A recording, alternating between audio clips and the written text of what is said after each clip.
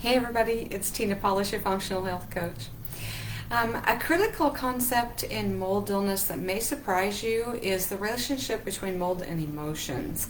Understanding this relationship could be key to your recovery or keeping you from recovering.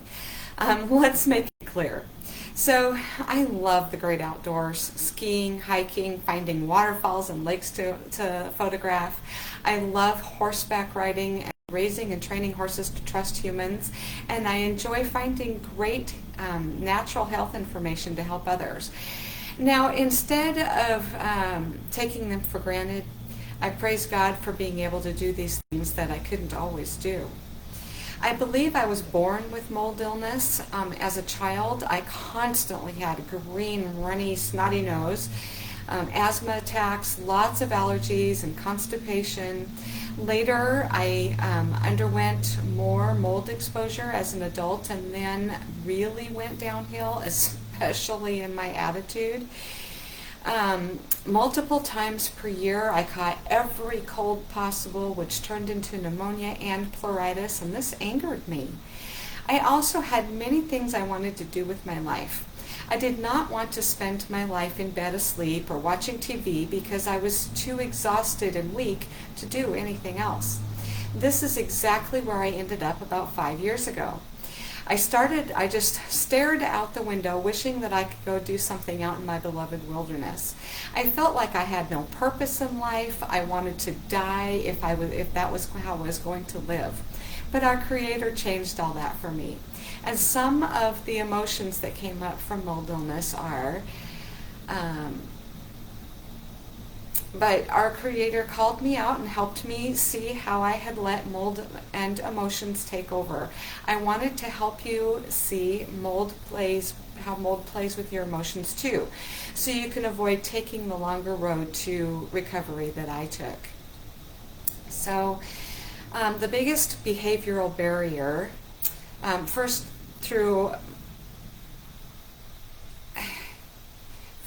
more of my behavior than emotion, it's important to acknowledge any denial on your part. For me, at first, it was just too much for me to accept that my house or workplace was contributing to my illness. But if you're denying the truth, you will be even more confused about the emotions you feel, and you will not be taking the steps that you need to heal. You could actually be making yourself worse. So stop the denial and learn about mold and emotions that can cause to flare up. Emotions triggered by mold are overwhelm. A mold impacts the limbic system and sends your brain into constant fight or flight mode, which can make you feel like you have limited resources in your ability to think, your energy, and even your finances. You may have trouble believing that you can get rid of mycotoxins and reboot your limbic system. Confusion. Also, because of the impact on your brain's limbic system and constant fight or flight mode, your rational thinking can become impaired. You may not understand why you are having these symptoms one day and not another. And your regular healthcare professional probably doesn't have answers for you. Lack of confidence or social awkwardness. You may feel incapable of coping with your mold illness. Also, you may look perfectly fine, so other people may not believe that you're sick. Hopelessness. Due to extreme fatigue, lack of being able to think rationally, worrying about how to get out of the mold, or wondering if you're ever going to get over the mold and the emotions. You may experience hopelessness. Don't go in line at this point if you find yourself in that place, because that will feed your helplessness. Instead, just believe and know that your body can heal. Fear and anxiety. Because of your impaired limbic system and ability to think rationally, fear, anxiety, or panic can crop up in high degrees for no apparent reason. You may start wondering if you're going to get worse or even get better, or you may panic or worry about trivial things. So, why do you encounter all of these emotions when you have mold illness? When exposure to mold, your immune system recognizes it as an enemy and attacks. Because it senses danger, your limbic system sends your brain into fight or flight mode. Your body automatically responds with a rush of hormones. Your heart starts beating faster, your breath gets shallow, your digestion stops, and all of your energy goes into your big muscle groups so that you can fight or flee. But your limbic system doesn't know the difference between an internal stressor and an external one. So mold, toxins, or even your thoughts can trigger and keep the stress loop going. In mold illness, or CIRS, parts of your brain can literally shrink or atrophy and cause this this problem. But don't worry, you can typically repair your limbic system, brain, and body by cleaning up your system and rebooting it. Man, I'm having trouble with my mouth today. Signs of limbic system dysfunction. If you feel stressed or anxious for no apparent reason, then your limbic system is activated and may be malfunctioning or overloaded.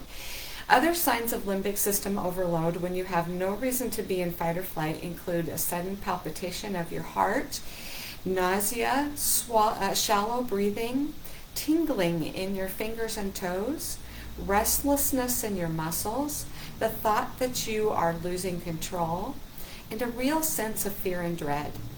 You may just wake up in the morning feeling this way, or you may suddenly feel it at any given time.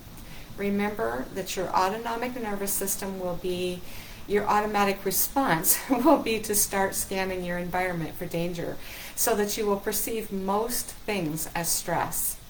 Something someone says to you could trigger stress and high emotions, or even being stuck in traffic could set you off. You might also get fixated on something, ruminate on things, or even become aggressive from mold illness. Then you might feel a lot of shame because you know this is not you. And it can truly be a whirlwind of emotions. So what can you do to make things easier for yourself? Begin with these mindset changes and actions that you can take. Adopt a more positive mindset. Number one, simply know that life is harder for you right now because of the mold illness, so you can increase your self-acceptance. Number two, most people with mold illness have a genetic disposition that causes this chaotic inflammation response to mold, which prevents you from detoxing it out of your body, causing emotional overload. Understand that these emotions are not your fault. You are not doing anything to feel this way, and it's just the mold illness. Number three, tell yourself you are going to work on managing your anger, and you don't want to be aggressive. Though things are harder now, they will get easier. Number four, remind yourself you're safe. Fear and anxiety are just part of your illness. 5, don't judge yourself. 6, notice your emotions and what is happening in your limbic system, and take a few moments to take some deep, slow breaths, preferably outside. Use these breaths to step out of those emotions and refuse to respond to the stressor or emotions. Number 7, check in with yourself throughout the day to proactively reduce inflammation that contributes to these emotions. Set an alarm on your phone if you like. How does your body feel? If needed, practice your calming breaths and lack of judgment upon yourself. Practice mindfulness, meditation, listening to your favorite soothing music, or thinking about the future that you desire specifically, all the specifics of that wonderful future. Spend time with loved ones who you feel accepted and refreshed by, even after you leave them. Instead of talking to them about your illness, talk to them about your interests like art, music, or sports. Make sure you have a healthcare practitioner who is supportive, understanding, and a good listener. And if you have mold illness and can relate to any of my story, I hope that this helps you understand how critical it is to keep your emotions in check and your stress level down so that you can heal. It's hard to do because your malfunctioning limbic system is in charge, but now you know 10 ways to help yourself out. Besides these 10 ways to manage stress from mold and emotions, you can take other actions to help your body heal from mold illness, which you can find in some of my other articles on my blog on my website. But if you're feeling that deep hopelessness or anxiety and want help right away, click on the link in the description of this video and book a free breakthrough call with me today, and we'll see if we can work together to get that fixed. Thanks. Bye.